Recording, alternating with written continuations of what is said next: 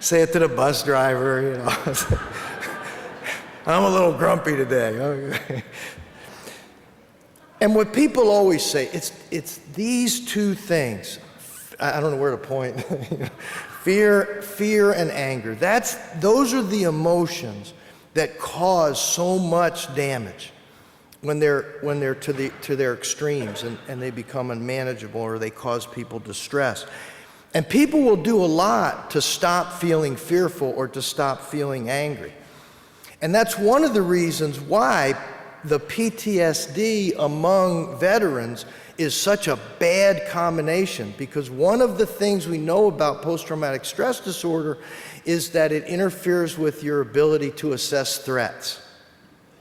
So that you are more likely to see a neutral stimulus as threatening, and you've been trained to respond to a threat with lethal violence in the military. And it's a bad combination. And so I want to just share with you some ideas of mine that I hope you'll find helpful about how to deal with that, which I predict you're going to have a little more of to deal with because of this phenomenon that I was just talking about with returning veterans.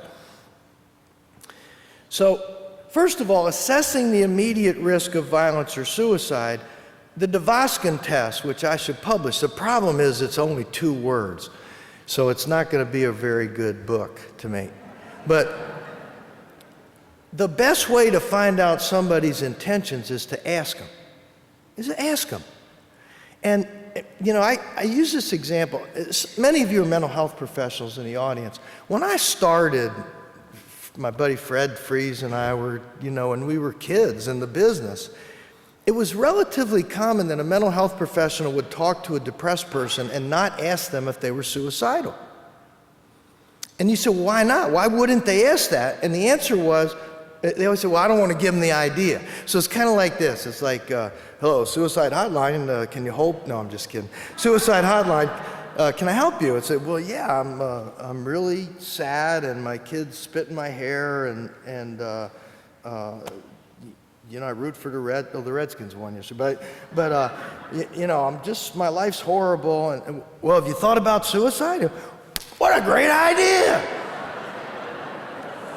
Thanks, buddy, that'll fix everything. Well, they called the suicide hotline, for goodness sakes. You're not that important that they're gonna do it because you asked them about it. Just get over yourself, you're not that important. So, we can laugh about this now because no mental health professional would fail to ask that question. And people have stayed alive because somebody said, are you thinking of killing yourself? And they said yes. And by saying yes, they're asking for your help. That doesn't mean they're not suicidal. They're ambivalent.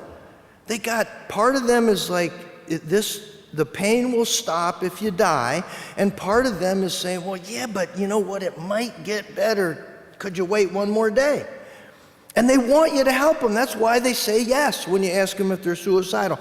And despite what we've learned about suicide risk assessment, it's still true that people don't ask people if they're going to be violent toward others for exactly the same ridiculous reason. Except it's not funny because we're not doing it right. So the first thing to do if you want to know if somebody's going to be violent is ask them. Nobody knows more about their intentions than they do. And what I'll tell you from personal experiences, people are all too willing to tell you. Because the main reason people are violent is to accomplish something, like get you out of their face, for example. So if you say to somebody, are you thinking of hurting anybody? They say, not if you get out of my face. You should say thank you. Threats are our friends. I love threats. People look at me funny when I say that, but threats are how you know to duck. I mean, imagine if an armed robber went, give me your wallet. That would be depressing. You can't give them your wallet when they shot you, right? So when they say, give me your wallet or I'll shoot you, you should say thank you for the option and give them your wallet. Because you can get another wallet. I promise, they sell them right here across the street there. They'll sell you a wallet. Ask them why, but ask respectfully. You know, I remember Eddie Murphy in some movie went, "That better be a sandwich you're reaching for, because you're going to eat it." Now, where you'll find that is in the fiction section, by the way, because police officers who say stuff like that don't last very long. Ask respectfully, ask matter-of-factly, "I'm feeling uncomfortable. Are you thinking of hurting me or somebody?" And they'll tell you. And if they say, yeah, you say, "Is there anything I can do to make you not hurt me? Because I really don't want you to hurt me. I want us to get out of here safely." One thing that I would say maybe needs to be added to some of this training, I say that with all respect, but I've not seen it in CIT training, is most of you were selected for CIT or got into the profession you're in because you're a pretty good talker. And you don't think about that very much. You kind of take it for granted that you use words to express things. Not everybody's a good talker, and especially in crisis, sometimes people can't talk very well at all. And so sometimes people will act out violently because they can't tell you they need you to get away from them. You know, I'm a psychologist. I wish I was a recovering psychologist sometimes, but you know, I'm paranoid, I'm afraid. Ooh, I'll help you. You know, we're pretty we're like mandatorily approach people, and sometimes they don't want you to approach them. They want space because they're feeling fearful. Unreasonably or reasonably, it doesn't matter. The emotion's the same. And don't make them show you with body language that they need some space. The value of optimism, something is hard to teach, but the beauty of what you do, a lot of it is you now go into situations seeing a safe end to them. And you communicate that optimism, not necessarily even verbally, but just in your actions, the way you go about it. And that helps the person to see an exit to this horrible play that they're in.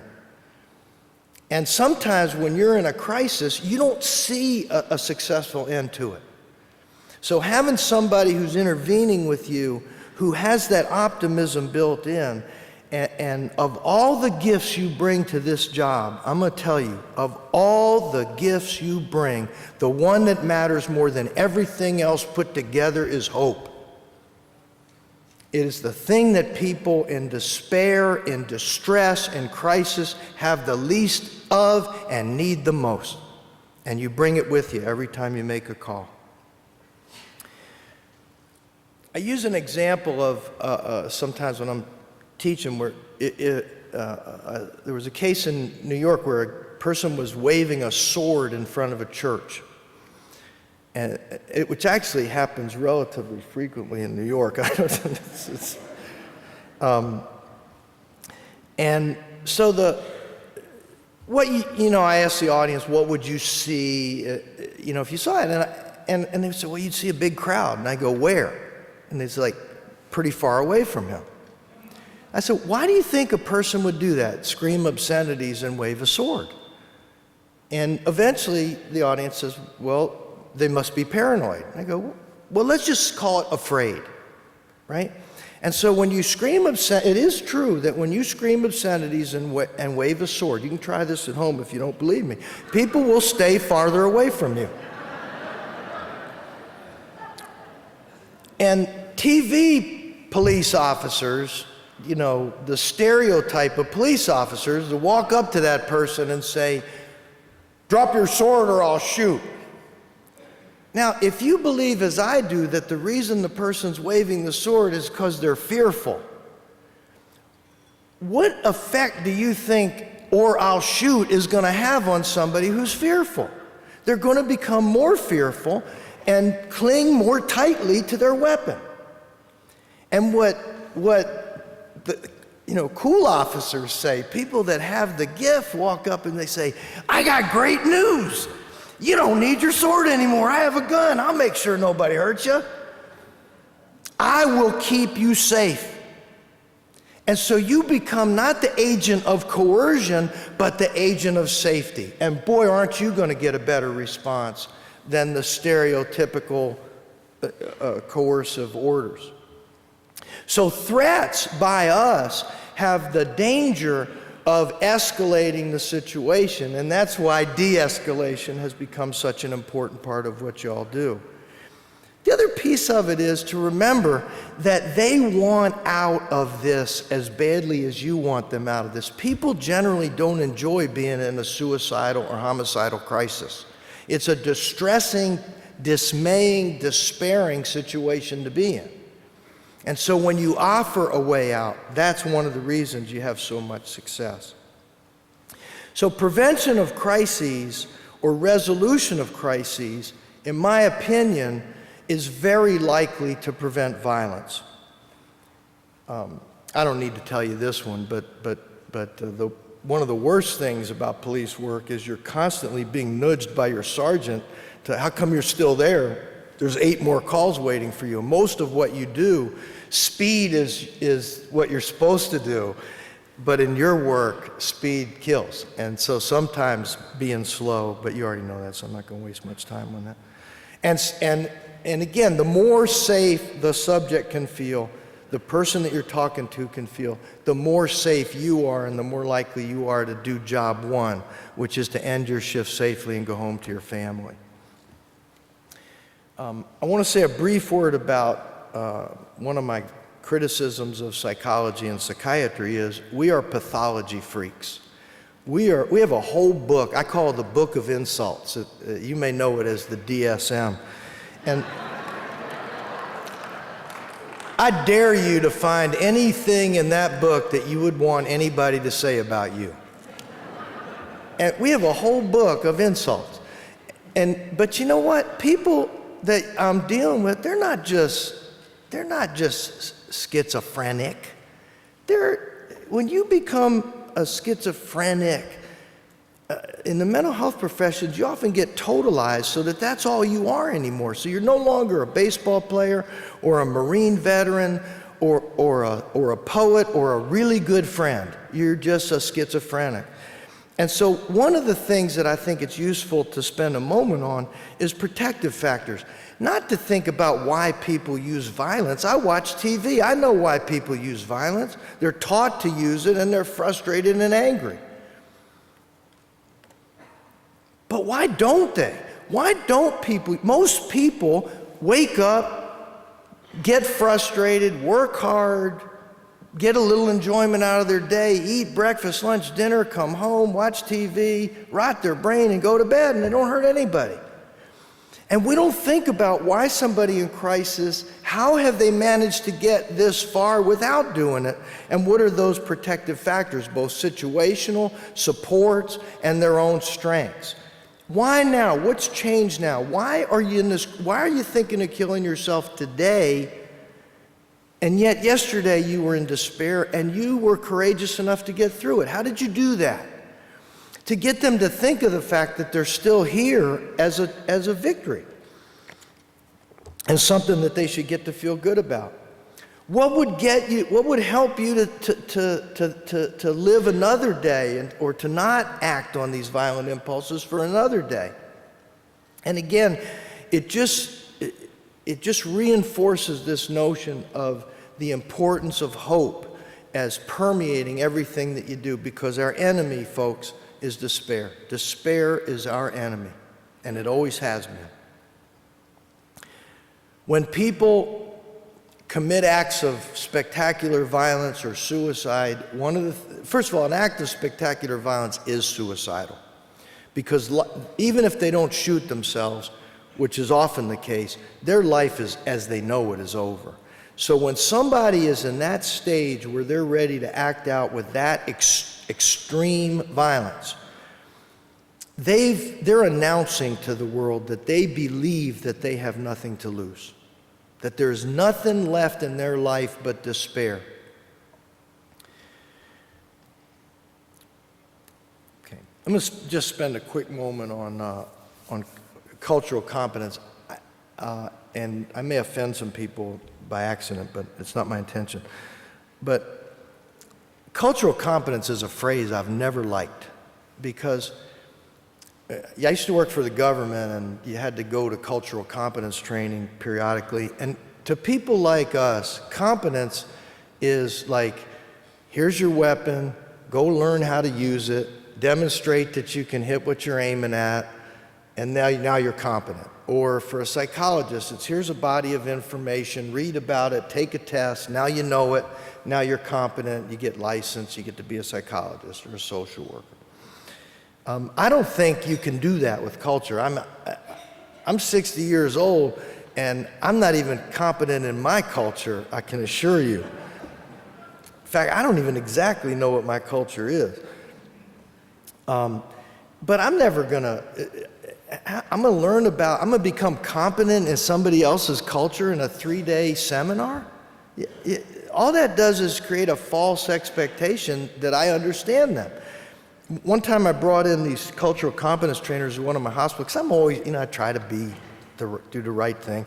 And they said, your doctors don't understand Latino culture. So I said, well, all right, well, do you? He said, yeah, I'm Latino, and I do that for a living. I said, well, come on in. And so they did 3-day training. This is a true story. You cannot make this stuff up. On a Friday night, the patients all knew if you called the office after 5 on Friday, I always would pick up the phone, because I like to work late on Friday and get some throwaway paper. And so I get this call from a patient that I knew really well and trusted, had never lied to me, was a good informant. And this is a quote, so this doesn't count, I don't know where Hank is, but this is not cussing because it's a quote. And he says, Dvoskin, you better get your ass down here. I said, beg pardon? And he said, seriously, I'm not playing around. You better get down here. And I said, why? He said, they took all the Puerto Ricans off of medication. I said, come on. Now. He said, have I ever lied to you? And I said, no, I'll be there Monday morning. So I canceled all my appointments Monday. I drove down to Mid-Hudson Psychiatric Center, and I asked the medical director, have you changed any of your practices with Puerto Rican patients? He said, oh yeah, that training was great. We learned about Santeria and these religious beliefs that it's not necessarily psychotic if a person believes in magic. And I said, oh dear. I have sinned. So I knew this one patient that was a pretty tough to handle, and I said, did you take such and so off of medication? He said, yeah.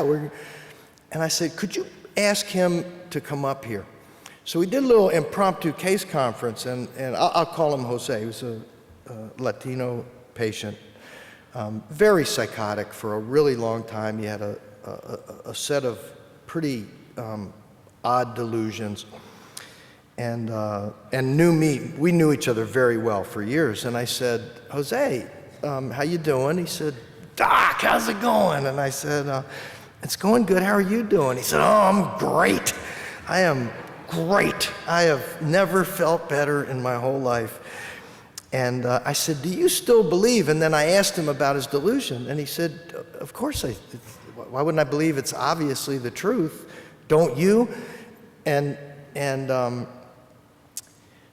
so I realized that, you don't just teach people in 3 days to become competent in somebody else's culture.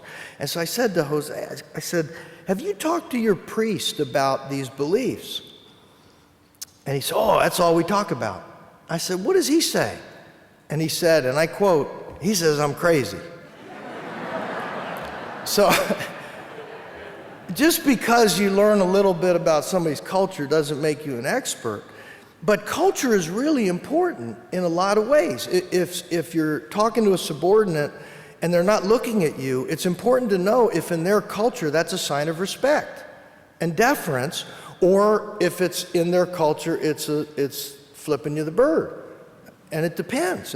I'm a psychologist. That's the answer to every question, by the way. If you ever take a test in psychology and you don't know the answer, just put it depends. You'll get like an 80 on the test at least. So if you can't be competent, fortunately that's not necessary. First of all, there's an expert in the person's culture who's available to you at all times, which is the person. If you have a question, ask it. If you don't understand a behavior that they're doing, ask them. And they might explain it to you. Why aren't you, I notice you're not looking at me when I talk to you. Well, that's because I respect you. Okay, thanks. Now we move on. Now I don't have to be offended and my day got better. So what we really should be striving for is respect, open-mindedness, an admission of our own ignorance, and inquisitiveness. If you have a question, ask. I'm going to skip a little bit of this. Think about how culture influences whether or not and what your role is in being in another person's home and how you should communicate with them, how you should demonstrate respect for the person. It's a word I use a lot. What are gender roles and issues, and is it your business to change that culture's roles of gender in the middle of a crisis? Probably not. Their beliefs about mental illness and mental health treatment of that culture. And one thing I found, thanks to Oprah and all the other daytime TV people, in America, it's very difficult to get somebody to admit to being depressed or angry, because it's kind of, they find it insulting. But stress, if you're like, are you under a lot of stress? Everybody in the United States now says yes. It's 100%. In fact, they'll go, you have no idea. You think you're under stress. I'm under way more stress than you are. And it's a good way to get your foot in the door of talking somebody into help. Is people will admit to being stressed and sometimes really stressed. And luckily for us, people are usually willing to cut us slack if we keep acting like we know, if we quit acting like we know everything. Now, the ugly little secret of the mental health professions is the extent we go to distance ourselves from people who have labels of mental illness. And I think there's psychological reasons for that, and it's on us, not on them. One of them is you know, I'm healthy, you're not. That makes me better, and we don't get much of feeling better, so it's rewarding. When people in crisis scare us the most, do you know when people in crisis scare us the most? When we're like them. When they seem like us. It scares us because if they could be in despair, we could be in despair. And it's very comforting to have this. I was taught, they gave names for it like clinical distance and boundaries. And I'm not saying you should sleep with somebody on a call. Boundaries are good. But you're not better than them. There but for the grace of God go each and every one of us. And if we don't get that, we shouldn't be doing this. And that's part of why stigma has been so challenging and so hard to overcome, is there's psychologically rewarding reasons why we want to treat people that have labels as different than us. Instead of saying we're all bozos on this bus, everybody's, Will Rogers said everybody's ignorant about something. We're all disabled at some things and really good at other things. And right this minute, the thing you're good at and the thing they're bad at match up, and you should be helpful to them. But if we think it makes us better than them, we shouldn't be doing this work. And the keys to empathy are this acknowledgement that all God's children have problems at some time or another. Everybody has stress, and all of us have had our stress limit exceeded. And there but for the grace of fortune go I. So your overarching messages in these calls, and then I'm going to get to the last part of my talk, is number one is we're here to keep everyone safe. That's the best thing you bring. How can we help you? Violence is not an option. We want to keep violence as an unthinkable option, because reducing their fear makes you safer. And remembering that of all the gifts you bring to this call, the most powerful and important one of all is hope. Okay, I want to shift gears now and talk about secondary trauma among first responders, which I thought was an extraordinarily clever title. No, I'm just kidding. Get it? Secondary, first. But helping them doesn't have to help you, and I wanted to talk about that a little bit. You guys voluntarily work in a sea of trauma, and you go to trauma on purpose every day, all of you, officers, mental health professionals, family members. I was talking to a woman drinking some coffee this morning who flew across the country to go help her son when he was in crisis and had hit the road, and went to go get him and bring him home. You go to crisis on purpose, like those beautiful first responders on September 11th. You go to trouble on purpose. You walk into situations involving child abuse, in some cases torture, spousal violence, in some cases torture, ravages of untreated mental illness, or whatever you call your experience of confusion and fear, natural disasters, the aftermath of officer-involved shootings. You go into poverty every single day. Most Americans spend every ounce of effort they have avoiding poverty, and you purposely walk into it every single day of your job. When calls go bad, CIT is no guarantee of a successful resolution. It changes the odds in your favor, in our favor, but it's no guarantee, and you know sometimes it's not going to go well, and you're not going to be able to get the person help. And all that causes is a lot of stress. Your job involves a whole bunch of stress. Now, all stress is not bad. You know, eustress, we call it positive stress. It's what makes you get up in the morning and prepare for an exam and aim before you fire, which is my favorite thing about firing. It keeps you sharp, alert, and if you're a police officer, it likely keeps you alive. Without stress, you would let your guard down, and you would be less cautious, you would make mistakes, and you would become dangerous to yourself or your partner. Now, responses to stress can be both physiological and psychological. Now, sort of the typical definition of stress is a change in our environment that requires some kind of response. Now, trauma, most stress is not traumatic. Trauma is extremes of stress, and traumatic stressors are extreme, typically unusual, intense, and sometimes prolonged. And those are the worst and most damaging kinds of stress. Your body and mind are hardwired for occasional traumatic stress, so that when you experience traumatic stress, your pulse quickens, your blood pressure goes up, adrenaline is released into your system. If any of you have ever worked in corrections, or if you've been in the military, and there's a fight or some kind of firefight, and you race to trouble, if it's over when you get there, you'll have this metallic kind of taste in your mouth. That's adrenaline, and you are not fit for human consumption at that moment. You're all dressed up with no place to go. You need to go find a place to settle back down, because you're hyper aroused in almost every way that you can be. And your stress is not occasional. You purposely induce extreme stress a lot. Now, the human response to trauma, I just talked about the arousal continuum. You start out calm, you maybe become vigilant.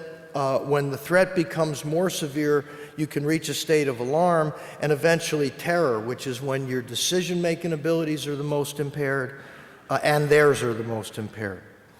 And to be trite, the common human response to traumatic stress or to a perceived threat is either fight or flight. Two things that you're supposed to not do. if you can help it. You're certainly not supposed to run away from a crisis you just ran to. And your goal is to not fight, is to not lay hands on the person, to not use a weapon. So all this stuff is going on in your body, adrenaline, blood pressure, quick pulse. Now, if you're a running back in the NFL, that's a very lucrative thing to be able to turn on and off. Those are the things that make people great at sports, especially sports that require those kind of physical states. For a 60-year-old psychologist like me, maybe not so much. And for you, maybe not so much, to be constantly engendering this state of extreme stress in yourself. And eventually, the trauma builds up. And symptoms can include nightmares, flashbacks, your own fight or flight response, whether you, and fight or flight, if you fight or fly is fine, but if you stifle that and your body's telling you to fight or fly, but you're staying there, all of those physiological things get exacerbated. In some cases, people dissociate. Some people respond to it by cutting themselves.